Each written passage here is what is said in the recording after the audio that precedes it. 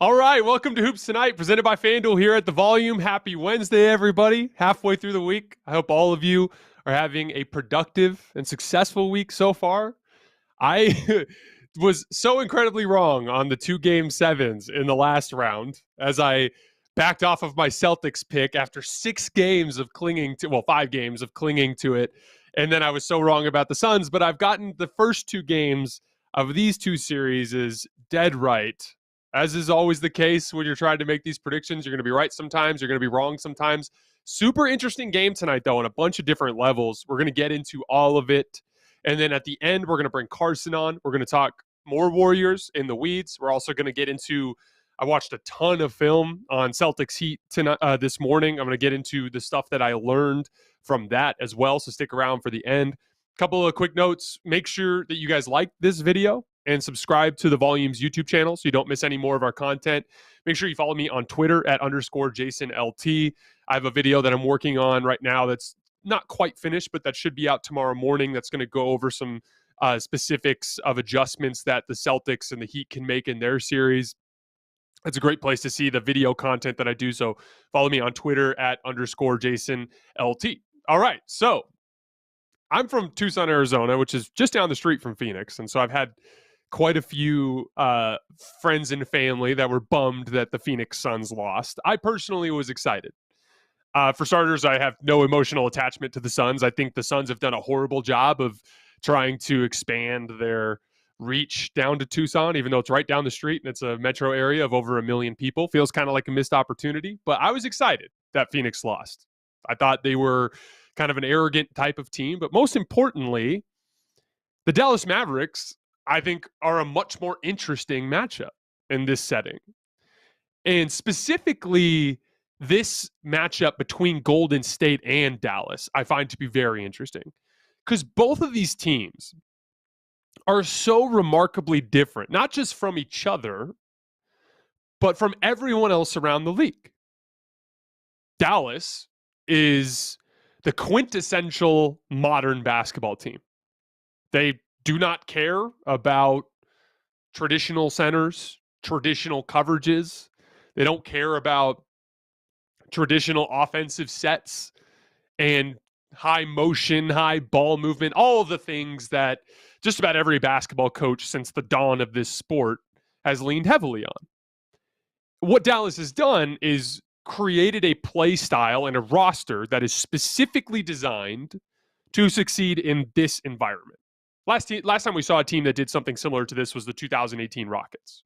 Switched absolutely everything.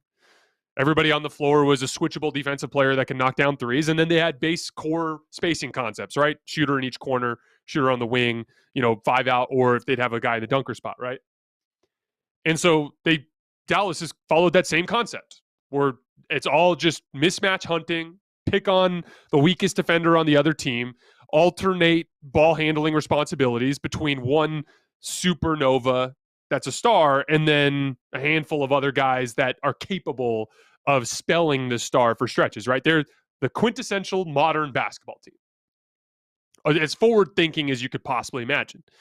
Golden State's also different from the rest of the league, but in a way that's impossible to replicate. Like, I remember when the Atlanta Hawks drafted Kevin Huerter and Trae Young in the same draft to be like their Steph and Clay? Do they play anything like the Warriors?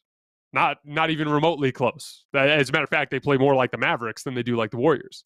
It's because in order to play the way the Warriors play, there's a certain commitment to selflessness and weaponizing your own attention and keeping the ball moving and keeping yourself moving as a player.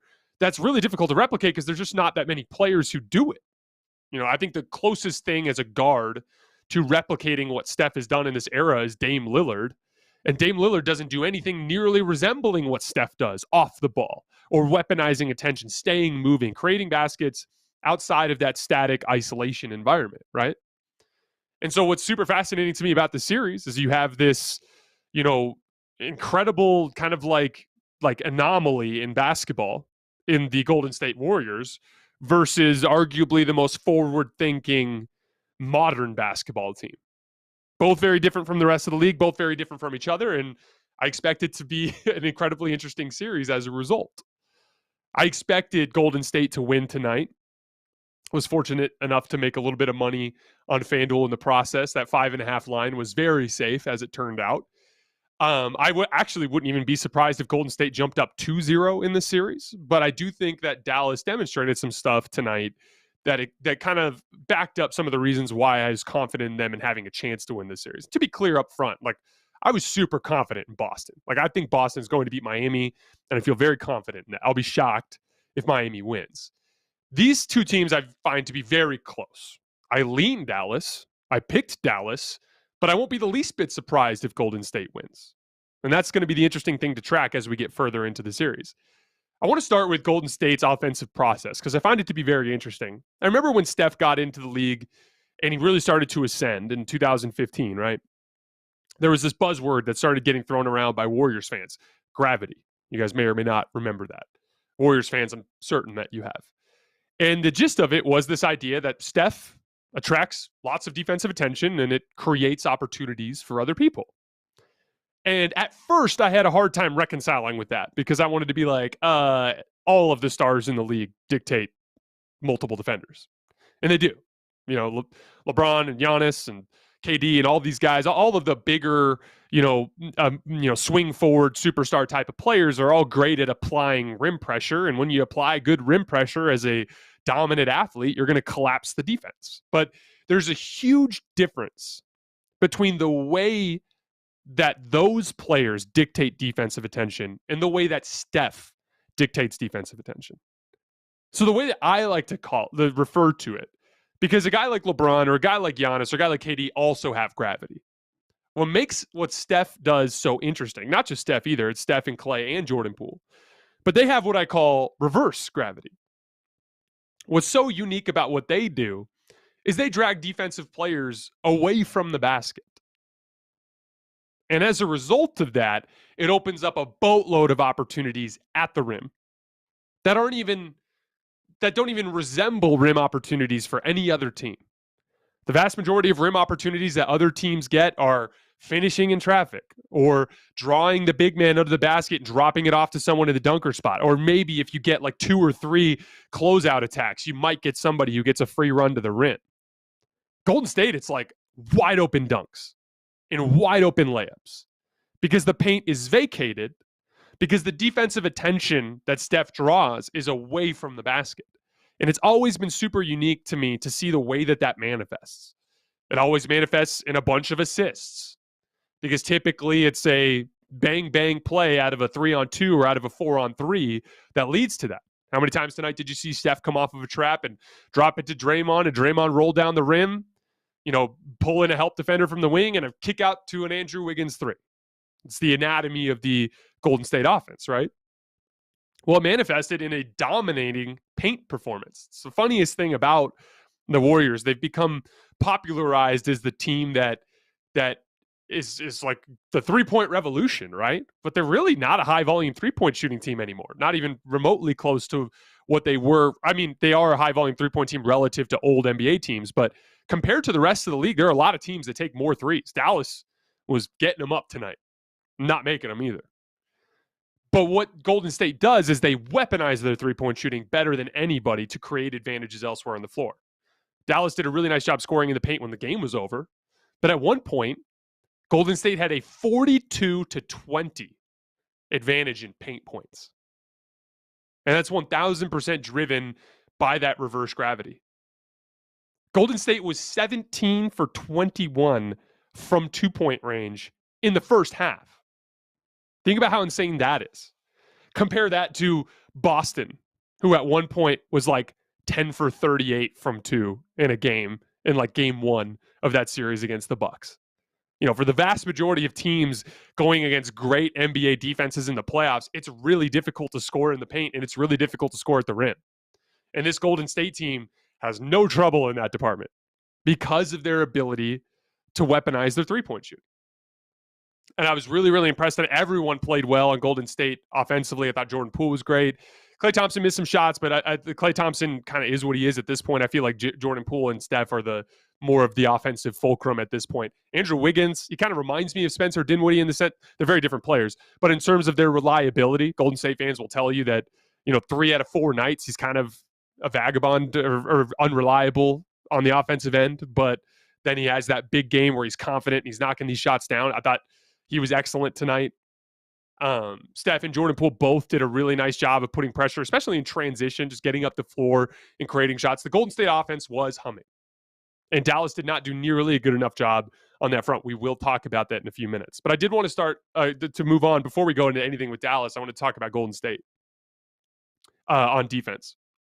You know, I talked about before this series that Luka would be able to get any matchup that he wanted. And one of the things that he, especially early in the game, I thought Dallas got whatever they wanted. They just couldn't make any shots. They came out the gate getting wide open threes almost every time down the floor, and they just weren't making any of them, which is going to happen, especially in a new environment, switching your matchups, going from a defensive team like Phoenix that's more traditional versus a swarming, faster, quicker defense that Golden State has. And it clearly affected them. And then also going on the road to a new arena. But what I thought Steve Kerr did a really nice job of was switching up his coverages. You know, early in the game, they didn't send a ton of help to Luka on his isolations when he was attacking people. They were stunting and doing things, but then what he would do is he'd just switch that up almost every other possession. And I really saw this in the second quarter. It was like, this time we're going to jump Luka while he's in the middle of the move with a double team. The first guy I saw them do this really well against was Jokic. Golden State had some awesome defensive performances against Jokic in the regular season. And what they figured out is, like, when an offensive player is in the middle of a move, they're unaware of what's happening around them because they're in the middle of the process of the move. It's like when you're in a video game and you press like the spin move button in Madden. It's like once the spin move is started, until the spin move is stopped, you can't really do anything, right? Like that's kind of the idea. And they would, like, Jokic would be posting up on Draymond or whoever it was he was guarding. And then as soon as he would start his spin move, like that's when they would jump him, because they know that while he's in the process of that spin move, that's when he's most vulnerable. They were doing that to Luka tonight. They were doing that to Jalen Brunson and Spencer Dinwiddie, but sparingly. They'd leave him alone on one possession, make him feel comfortable. Then the next possession down, that's when they would jump him. That sort of like keeping teams unstable with your coverages is a great way to keep a guy out of rhythm. They mixed in zone. They mixed in, at one point, a box and one. And I thought it was interesting. Luka would basically kind of bring the ball over to which part of the zone he felt most likely to attack, and then he'd kind of back down there against their 2-3 zone that they were running there. But that's where the box and one was genius, because then Luka would bring it over to Steph to try to like back him down at the top corner of the zone. But then that one in the box and one would be right there being disruptive. That kind of constant shuffling of your defensive coverages is what makes it's what you have to do in these settings to prevent people from getting comfortable. I thought Luka in that first quarter was way too comfortable, and Golden State did a much better job disrupting that as the game progressed. And it'll be really interesting to see the way that they adjust over time. You know, we're going to talk about Luka here in just a second, because he really was feeling things out tonight. And I'll kind of get into that further in just a minute. But juxtaposed with that was Steph Curry. There was no feeling things out from Steph Curry tonight. He was aggressive from the jump. I talked a lot about his shot profile and the fact that he doesn't take as many, 2016 Steph shots as he used to. Probably it's two things. He's coming off a midfoot sprain. He's not quite athletically what he was last year. And with Jordan Poole's ascent, they have so much offensive talent on the floor that, shot selection has a lot to do with what your personnel is like. Like even a guy like Luka wouldn't take nearly as many tough shots if he was playing alongside another star. And you could disperse those responsibilities enough. They're a lot of times those tough shots are like punts. They're a way of like just punting on the possession, but giving you a decent opportunity to score in the process. I thought Steph had a lot of that 2016 audacity tonight. Running up the floor in transition and taking threes off the move. Wild step back threes where he covers a lot of space. It's important for him to demonstrate that, because that's what convinces Dallas to want to trap him on those screen and rolls. And I have in my notes, and we're going to get a little bit further into this later, but one of my biggest adjustments that I want from Dallas is to not trap as much, because Steph isn't what he was in 2016, or at least I think. It remains to be seen over the course of the series. Still think he's a super duper star. Still think he's, every bit as great, in terms of his overall impact, but without that high-end shot making, I don't think you have to trap him as much. What I would do is as he's coming off of these screens or off of these dribble handoffs or anything off the ball, I would just switch. And if you're a big man's on him, I would press up into him and make him drive past you, because I think it's an easier rotation on the back line at the rim than it is to rotate out of a trap 30 feet from the basket. But again, there's a reason why Jason Kidd and everybody, for whatever reason, wants to keep trapping Steph Curry. And it's fear. For everything that we've seen in Steph's decline. And guys, like Warriors fans, I feel like a good half of Warriors fans are very aware of the fact that Steph has been declining. But then there's the other half that's in denial. Guys, it's in the percentages. He's not shooting nearly as well over a massive sample size compared to what he used to be. Still a superstar, but he's not shooting as well. But the audacity, taking the tough shots, that is what keeps the fear alive. And the fear is so necessary to continue the panic chasing, to continue the trapping, to continue the things that allow that reverse gravity to take place so that all those paint opportunities are there. And so I think that I told you guys before the series, the best opportunity for Golden State to win is for Steph Curry to be the best player in the series, for him to outplay Luka, and for him to try as hard as he can to replicate 2016 Steph. And we're one game in, and he did it tonight. I thought he was definitely better than Luka tonight. And I thought he was definitely closer to that 2016 version of himself in terms of the way he approached the game compared to what he's been doing of late. Round one goes to Steph Curry. Luka's round one was weird. I joked before the game in my preview that he reminds me a lot of LeBron in the way that game ones are basically a feel-out opportunity for him. And you can almost see him just trying stuff just to see what works. He was pretty bad tonight. I believe he had 6 turnovers. Wasn't seeing the help defense really well. We talked a little bit about Golden State and the way that they mix things up on him. Got blocked a couple of times. I thought he did some over-penetrating and getting into the teeth of the defense too far. But at the same time, like, he also wasn't playing much defense. Looked a lot more like the Luka from games 1 and 2 in Phoenix than it did from the Luka in games 6 and 7 against Phoenix. And that's kind of becoming a staple for Luka in this playoff run, which is so weird because in each of the last 2 playoff runs, he came out guns blazing against the Clippers. But like, I don't know if it's just him aging and maturing faster than we expect, or if this is actually a little bit of recklessness on his part, because you guys know how I feel about tricking off playoff games. These series, especially when you get to the conference finals, like these series are decided by the tiniest of margins. And so doing something like tossing a game away to feel things out, I think is bad strategy. I used to say that with LeBron all the time.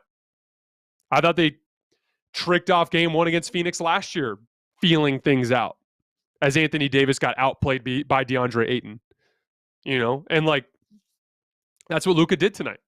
He came out there and was loose with the basketball, loose with his decision-making, poor effort on the defensive end. And all I can hope for his sake, if you're a Dallas Mavericks fan, is that he did process enough information, that he did learn enough from this game to make the necessary adjustments.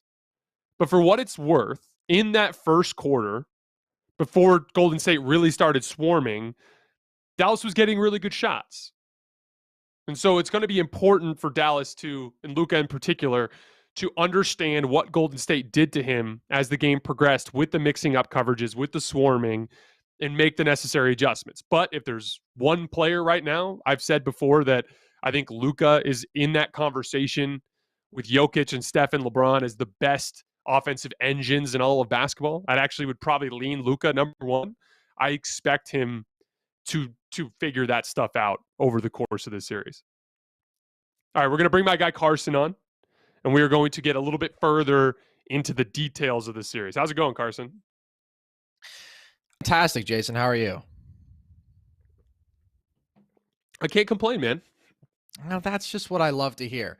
Well, obviously, you touch on where Luka stands in that conversation for best offensive player, best offensive engine on the planet. And obviously, that was a really big reason that you had confidence in this Mavs team, just how unstoppable it seemed he would be in this matchup and why you ended up picking them to upset the Warriors. So not an ideal start for that pick in terms of result tonight.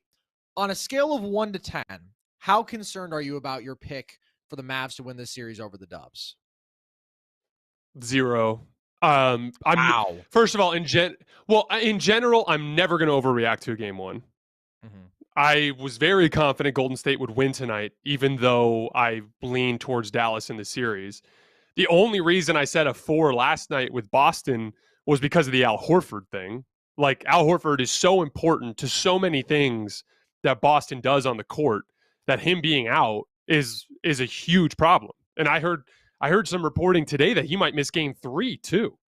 That he might not be able to clear protocols until game 4 unless he registers a certain number of negative tests, which is up in the air, right? So, like, Boston has a serious personnel thing that throws off my pick a little bit. But, like, what did I tell you guys I expected from game 1? I expected Golden State to win. I expected Luka to feel things out and be sloppy. I didn't see I saw some specific things. Like, I saw Steph show flashes of scoring that I haven't seen much from him in this playoff run. So that's good. That bodes well for Golden State. I thought Steph in particular held up well against switches. I thought Jordan Poole did not hold up well against switches defensively. I thought that both Jalen Brunson and Luka kind of had their way with Jordan Poole, but that's to be expected. But it's a good thing for Golden State that Steph held up really well. I thought there were a couple of fouls he got called for that were BS, where he held his position and played well defending the ball. So again, like that, and attacking Steph Curry in switches has always been a fool's errand because he's consistently been one of the most underrated defensive players of this era. But the thing with Steph Curry that people forget is that he's freaking strong. Like, he's 6'3" and stout. And so even though he's not the quickest player in the world, just him having effort and focus and attention to detail on the defensive end automatically makes him a plus defender.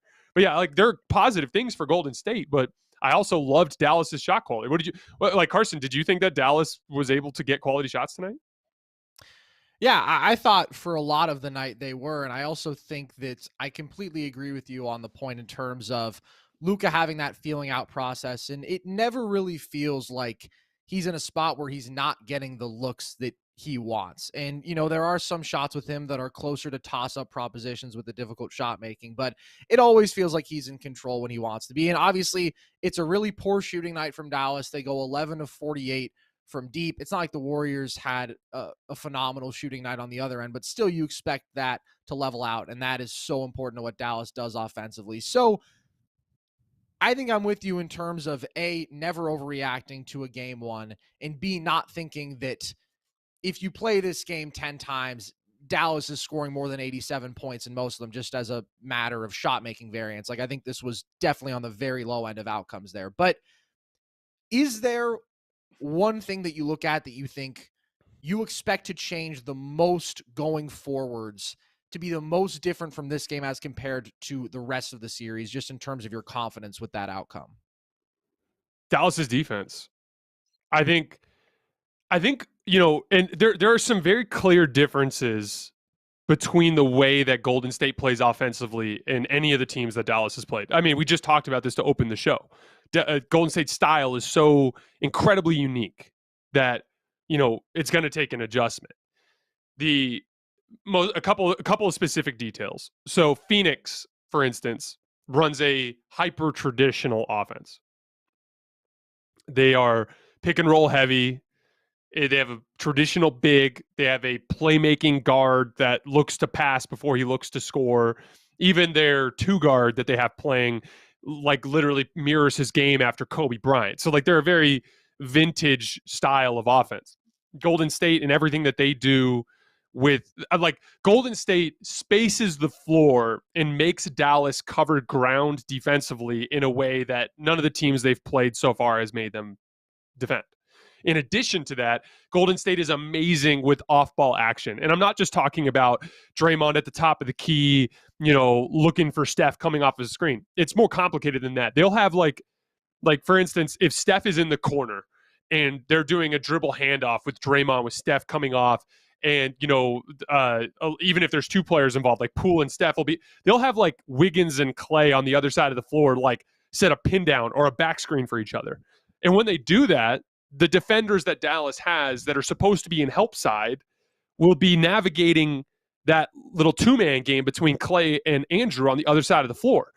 And so Steph will like come off of that dribble handoff, draw the two defenders and swing it over the top to Looney or to Draymond or whoever it is. And instead of there being someone under the basket to help on that roll, there's nobody there because they're dealing with interchanges on the other end of the floor. So Golden State runs such a sophisticated offense that it's definitely going to take longer into this series. This is why, like, I expect Boston to win game 2. I would not be the least bit surprised if Golden State went up 2-0 in this series and then Dallas started to build steam later in the series, because Jason Kidd is an incredible defensive coach. The Mavericks have demonstrated an ability to pick up on coverages. Like Phoenix ran a half dozen different variations of pick and roll and dribble handoff with all these complications. And by the end of the series, like Phoenix or Dallas had just solved them. They had solved all of them. Now, they may not ever solve them entirely the way they did with Phoenix. I feel almost 1,000% certain that Golden State's not going to have a 27-point half at some point in this series. But that said, I do think Dallas will get better at tightening up those defensive rotations and getting better at being in the right spot. And most importantly, like I talked about earlier, I think at a certain point, they're going to have to stop trapping every Steph Curry pick and roll. And instead of doing that, which is giving Golden State that 4-on-3 advantage that they have literally a decade of practice executing, what I would do instead is I would hard switch, like almost like a show that turns into a switch with Powell or Kleba or whoever it is that's in that action, and then basically tell them, like, I don't give a damn if Steph drives right past you, but you have to push up into him and force him to drive, because helping at the rim and rotating around to shooters is a lot easier than rotating out of those traps 30 feet from the basket. And so I think Dallas defensively, like obviously they're going to shoot better as the series progresses, but defensively I thought they had a lot of room for improvement after tonight. We'll obviously see how they respond there, but I think you're absolutely right in highlighting just the difficulty of them dealing with the off-ball movement. And there were so many spots today where it was just beautiful streaking cuts to the basket, nearly uncontested by the Warriors. A lot of that set up by off-ball screens and everything that you talk about. And that's always been central to their offense. Like back in the heyday, I remember they would outpace the rest of the league by like 25% in terms of just cut possessions per game. And this year they were number 1 there again. And a lot of that is empowered by Steph's off-ball gravity, what you talk about with the attention that he demands with traps and all that, and just how that enables the freedom of movement and just attracts so much defensive attention. So tonight, he only had 21. It wasn't an overwhelming statistical output from him, but you said you felt like he was the best player on the floor. You certainly felt his impact in creating those quality shots for his teammates consistently. So, Jason, do you think Steph will be the most impactful player in this series? I don't think so, because I think Luka will, over the course of the series, get stronger and stronger. That said, I wouldn't be the least bit surprised if Steph was. And if he is, then Golden State's going to win. It's really that simple. Again, like guys, I also think Luka's past LeBron at this point. So this is not some sort of relitigation of Steph's career or some sort of insult towards Steph. LeBron and Steph are my two favorite players of this entire era. I think they were the two best players of this era. I have just an unbelievable amount of respect for those two guys. It's the year 2022. And these days, Steph shoots about 35% from 3 in the playoffs, and Luka is ascending into superstardom, just like Steph was back in 2013 and 2014, right? So, like, it's just the way I feel about the times. It's the question of the series will be, does Steph have one last ultimately great playoff run in him? Because if he does, they're going to beat Dallas, and they very well may beat Phoenix or Miami Miami or Boston, whoever comes out of the Eastern Conference, right? That's the name of the game here is it still in Steph's window or is it not? And we're going to find out. But like the thing you got to worry about with Luka is, one, he's big and strong. So he thrives under physicality. So as the series progresses, he gets stronger. especially since he has a size advantage over basically everybody on Golden State's roster. And then secondly, he wins with his brain. The guys like Luka, the guys like LeBron, the guys like Jokic, the guys that are wired as those high-end playmakers, they always get stronger later in series. I can't tell you how many times in LeBron's career he'd be trailing in a series and come back to win. They were trailing, in that Eastern Conference Finals against the Bulls in 2011. In 2012, they were trailing against the Pacers. Then they were trailing against the Celtics, and then they were trailing against the Thunder in the finals. Like, they were trailing against the Pacers again in 2013. In 2013, they fell behind to the Spurs 3-2. Like, LeBron was constantly behind in playoff series. But then in game 5, 6, and 7, he'd always be the best player because he's just constantly processing information, absorbing all of the adjustments and the things that he knows win in the chess match of the NBA playoffs, and he gets stronger as the series progresses. That's what's going to happen with Luka. It's not that Steph doesn't do that as well. I thoroughly expect Steph to be every bit as good at the end of the series as he is early, but Luka, everything's graded on it. Like, everything with him is a different transition. Like, he's always going to be a lesser player early in the series than he is later in the series. I agree with you. And it's not that it's a massive margin, but I feel like we just have to look at the recent resumes, the consistent brilliance of Luka's playoff production, and just not understate that it is literally over his playoff career 32, 9, and 8 on 58% true shooting. And this is something we've talked about before. There is a difference between the direct imposition of Luka physically on ball, commanding the game as that maestro, manufacturing shots for himself, kicking out to wide open teammates for three because he collapses the defense every time. And Steph, yes, attracting a ton of attention, but having some of the inconsistency in terms of shot making. And at the end of the day, his teammates still having to capitalize on his gravity and create for themselves. So certainly both guys are fundamental. They make their offenses what they are. Luka also, though, in these playoffs, this is before tonight, but the Mavs had been 18 points per 100 possessions better with him on the floor. It's just, in every way, he has been the more dominant player as of late. He has been the more impactful player in terms of volume, physical imposition, and, I mean, like you've said, it doesn't feel like there's any answer for him in this series. So I think we need to default to the guy who would have been the answer before the series at this point, and that to me is still Luka Doncic. Yeah, and I wanted to read a couple of numbers to you guys. I tweeted these out earlier, but in terms of Dallas's shooting, because I thought they got quality shots tonight, and I think they what did they finish, like 10 for 42 from 3 or something like that. So these are the Dallas role players on wide open threes in this playoff run. So remember, that's at least 6 feet from the nearest defender, which Dallas generates just a ton of these types of threes. Maxi Kleber, 51% on 4 attempts per game. Jalen Brunson, 48% on 2 attempts per game. Dorian Finney-Smith, 46% on 4.5 attempts per game. Davis Bertans, 44% on 1 attempt per game. Spencer Dinwiddie, 44% on 1.5 attempts per game. Reggie Bullock, who's basically their best shooter, is only 35% on 4.5 attempts per game. So, like, you could argue that he's due for some positive regression. Like, the kick to wide open shooters game for Dallas has been absolutely deadly in this playoff run, and it just didn't work tonight. And that's one of those things. Like, Golden State also, like, and again, you always gotta check for your blind spots. And every time I make a pick, just inherently, even though you guys know I try extremely hard not to be biased, it's something that I work hard at. I do the work. I don't just make a pick and then just stick to the pick. I'll watch film and I to be honest, I don't care about the pick. I don't care if people rub it in my face if I'm wrong. That's why I picked Milwaukee in Game 7, even though I was on Boston for the first 5 games. Like, I care more, to quote a Colonism, I care more about getting it right than I do about being right. And so from that standpoint, like, I try to check my blind spots. And maybe in this case, it's Golden State. They're Klay Thompson can obviously shoot a lot better than he did tonight. Steph is capable of explosive games. I mean, Draymond Green, actually, I thought he did a decent job looking to score tonight, but he's capable of more. But I thought Dallas in general vastly underperformed their shot quality tonight. And so I think over the course of the series, that would get better for them. Regardless of what we think in terms of that progression to the mean and talking about Luka as the best guy in this series, it was not a great night for them, and it was not a great night at all for Luka individually. And there was a photo going around, I'm sure many of you saw it, of Luka.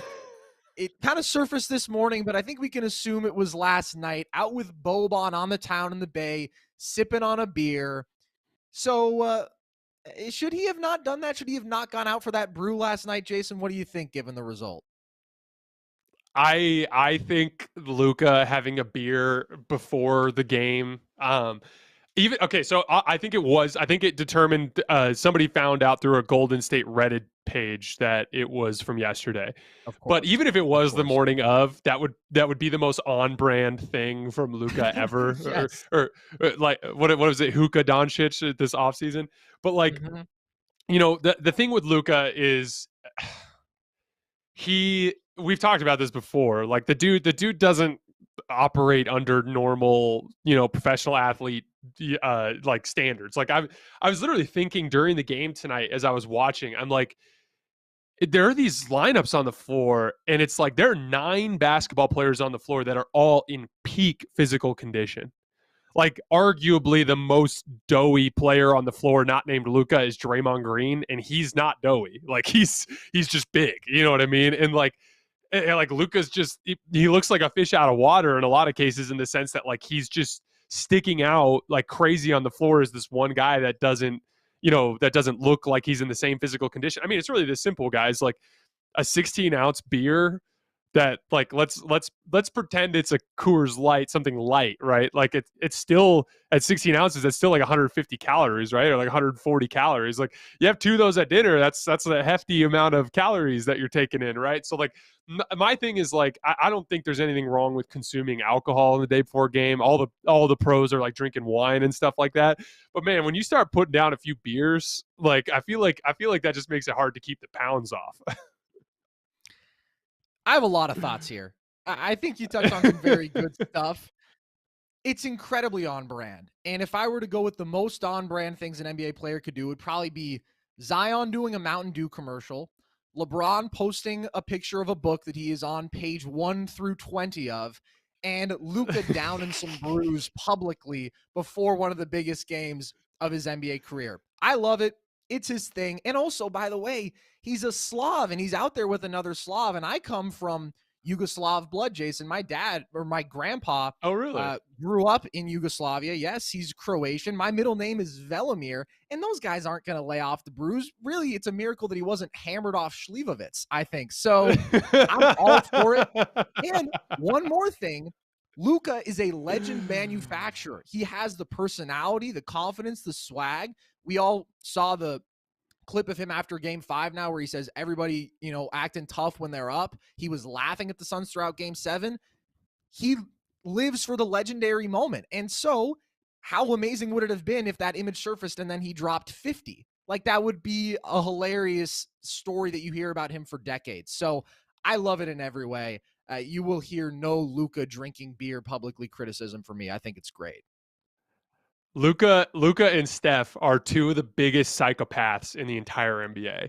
It's Yes. I texted Ryan, our producer, before the show. I was like, I'm so glad Dallas won, because I find this series to be so much more interesting than that boring Phoenix team against this Yeah. Warriors team. And like again, they could not be more different in the way that, like, there are no inefficiencies with Steph. Like, I guarantee you there's not a thing that goes in his body that doesn't improve him as an athlete. You know what I mean? I wouldn't be surprised. Like comparing those two, they're so different, but at the same time, up here, they're both like legitimately, I want to murder you. Like they're like Yeah.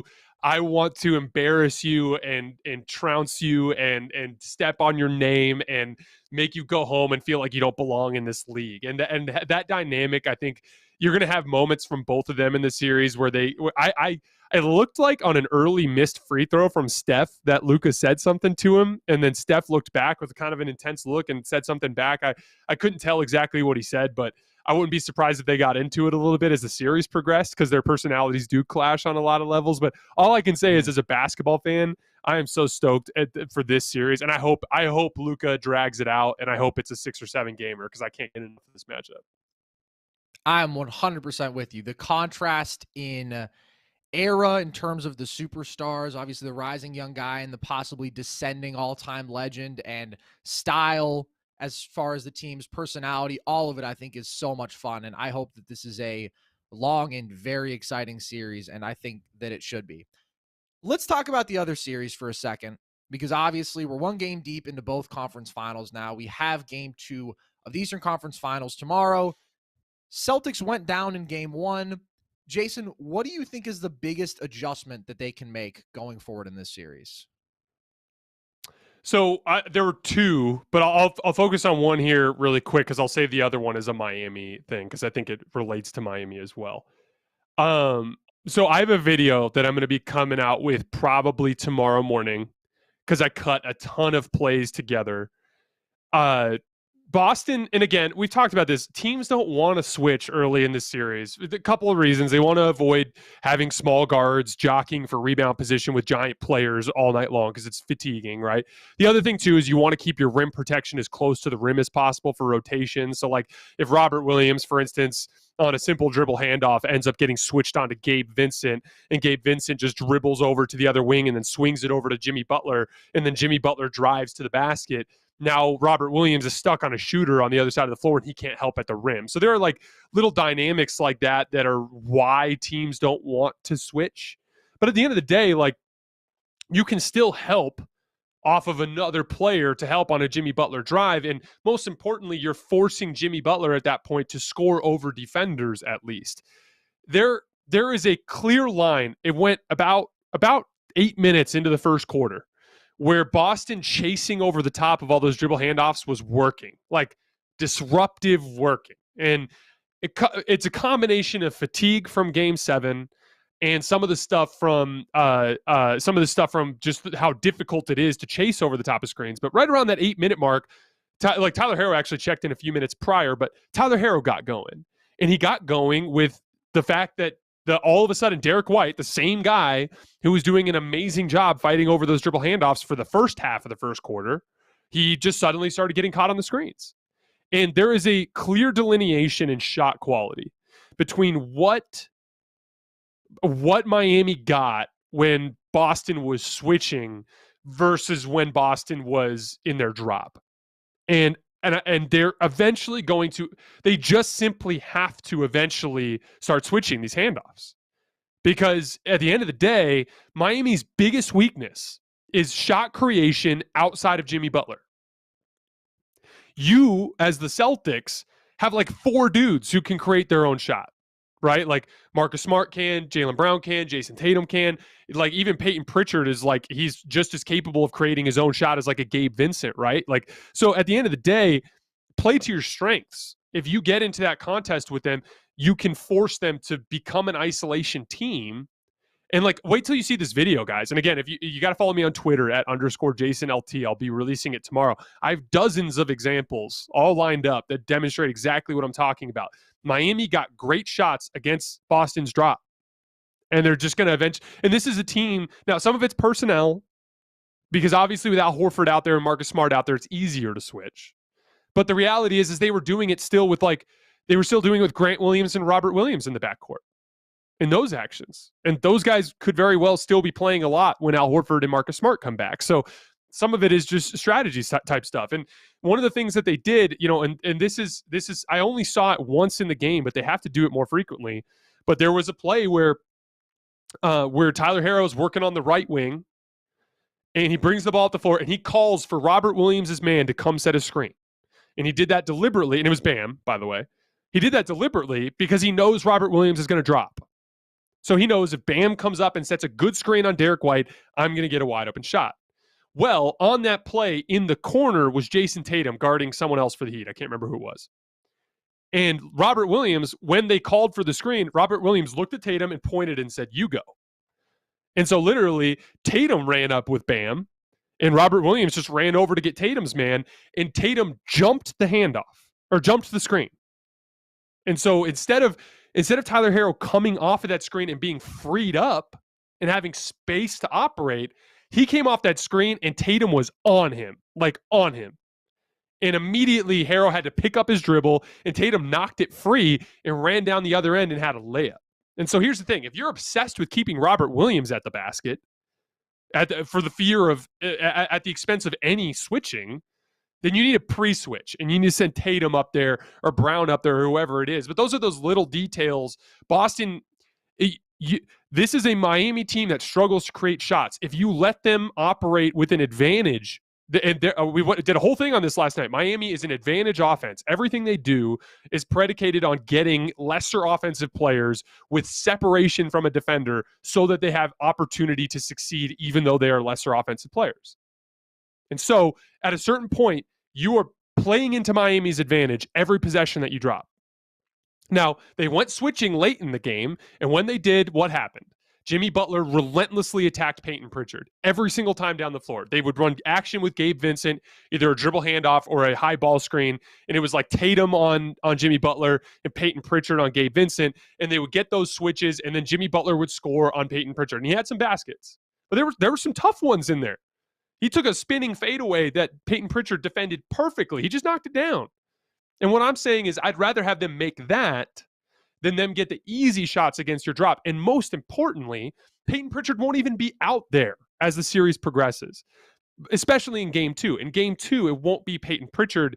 It'll probably be Marcus Smart. And Peyton Pritchard will only be out there for a few minutes. So it's a simple adjustment that Boston has to make at some point if they're going to take away Miami's biggest advantage. Let's flip this to the other side. What's the biggest adjustment you think the Heat need to make? So I'm not going to call it an adjustment because they already made the adjustment. They made it to start the second half. But in the first half, Miami was very conventional defensively. They still did a lot of switching. They would be willing to put Bam off on dribble handoffs or ball screens and things like that. But they were not anywhere near as aggressive. They weren't applying full court pressure. They weren't stunting and doubling and playing passing lanes. In that second half, Miami came out with unbelievably aggressive defense, jumping every single passing lane, applying a ton of ball pressure. And the reason why that's so specifically important is because of the fact that Boston's biggest offensive weakness is their ability to manage a basketball game. Their ability to do the things that a point guard normally does. The job of the point guard is not just to feel the flow of the game, which we've talked about extensively on the show, so I'm not going to get into it again tonight. But another job for the point guard is navigate ball pressure and get you into your offense. Get the ball up the floor against someone who's pressuring you and get the ball to whoever it is that's starting the action. That's their job. And on this Boston team, because they don't really have a point guard, Marcus Smart is a defensive point guard, but he's not an actual point guard. As a result, all of those point guard responsibilities are falling to Jason Tatum, Jaylen Brown in last night's game, and then in Marcus Smart as well when he's actually available. And so the more Miami presses, the more they're aggressive, the more they're up in their passing lanes, the more they test Boston's biggest weakness. Now, I expect Boston to eventually settle down and figure that out, but I think Miami's best chance to win this series is to continue to press as much as they can, and then on offense, anything that Boston's not switching, so usually if Daniel Tice is on the floor or Robert Williams, just anything, any action that Boston is reluctant to switch, continue to hunt that stuff because they're getting great looks when they go up against Boston's drop. All right. Last question of the night for you here related to that same series. Who do you think has a bigger game tomorrow? Jason Tatum or Jimmy Butler? That's a good question.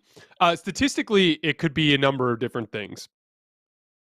Because Jimmy Butler is putting up just unbelievable monster numbers right now, and he's so good at manufacturing scoring numbers just by grinding out points at the free throw line and in transition. We did a whole thing on that last night. Tatum, it looks like Miami's going to do everything they can to attack Tatum and get the ball out of his hands. And I believe they did that specifically as an adjustment because in the first quarter, Tatum was doing an amazing job getting middle penetration, getting into the paint, and kicking to wide open shooters. So I think it's very possible that Tatum doesn't have a dominant statistical game because it's going to be difficult to score against Miami's defense with the amount of attention they're paying to him. But here's the thing. If Tatum does exactly what he did in that first half last night in the second half, meaning just take care of the basketball and navigate the ball pressure better, even if it ends up not being you and you get the ball after you get the ball across half court, it's just like, for him, it's just managing the game. continuing to draw defensive attention so that your teammates can make plays, continue to get dribble penetration as much as you can, and then continue to be the dominant defensive player that you are, it's very possible that he has 25, 5, and 5, but is the best player on the floor tomorrow. So it's hard to say what'll manifest in the box score, but I expect Boston to win tomorrow, and I think Tatum will be the best player on the floor. How confident are you in his ability to not force the issue, to remain patient, to remain in control, to make those good, unselfish decisions, to play within the flow? How likely do you think it is that he actually executes in that way? I'm confident that he will for stretches. I'm just also confident that he'll continually devolve into that because, right. I mean, he learned that lesson against Milwaukee, but then he did it again last night. Like it's just we've talked about this before. Like Tatum and Brown have gotten better as playmakers. They have, but they have a natural tendency. We did a whole thing on this literally in the first round against Brooklyn. Like no matter how much you improve as a basketball player on the margins, you have your core identity. Like my core identity is a scorer. It's always been the way I've played. Kind of matches some things in my personality. My personality, I have a very narrow focus. I am not good at multitasking. I'm not good at seeing. I'm not observant of what's happening around me, but I'm very good at the things that I'm specifically focusing on. So my personality matches that of a scorer because when I'm on the court, I am relentlessly attacking you and trying to score the basketball. Over the years, I've gotten better at making reads. Over the years, I've gotten better at kicking to shooters and things like that. But no matter what, there's no amount of work I could put into playmaking to become a great playmaker. Like that's the guys who are wired like that are a different personality. They're more, they tend to be more like upbeat personalities that are very like outgoing and like a LeBron or a Magic, right? They're usually like high energy socialites that are very friendly and outgoing. And at the same time, they're great with divided focus and they have great awareness of what's happening around them. And those guys have to fight their natural tendency to be aggressive. Remember with LeBron, it's like LeBron keeps passing up the shot. It's like LeBron had to fight that to get to the point where he was more aggressive, right? Well, that's the situation here with Boston. Like Tatum has made leaps as a playmaker and as a decision maker, but he'll never be a natural with that kind of thing. He'll fight that for the rest of his career. And so he could come out in game 2, game 3, and game 4 and be excellent running the offense and then come back to Miami for game 5. And I wouldn't be the least bit surprised if he had another stretch like that. I mean, dude, he had 6 turnovers in that third quarter. 6. Like that's a complete combustion. He had 3 consecutive pick sixes, 3 consecutive possessions where he came down to turn the ball over for run out dunks or layups. So like, for everything that he learned against Milwaukee, he regressed in game 1 because that's just kind of going to be his natural process. I don't think there's any chance that ever goes away, but I do think he'll be good enough to win the series. All right, guys, that is all I have for tonight. I sincerely appreciate your support. We will be back tomorrow night after the final buzzer of Celtics Heat. Don't forget to like this video, subscribe to the Volumes YouTube channel, follow me on Twitter at _JasonLT for video content. I'll have a Celtics Heat video coming out tomorrow. As always, I sincerely appreciate you guys' support, rocking with the show. I will see you guys tomorrow.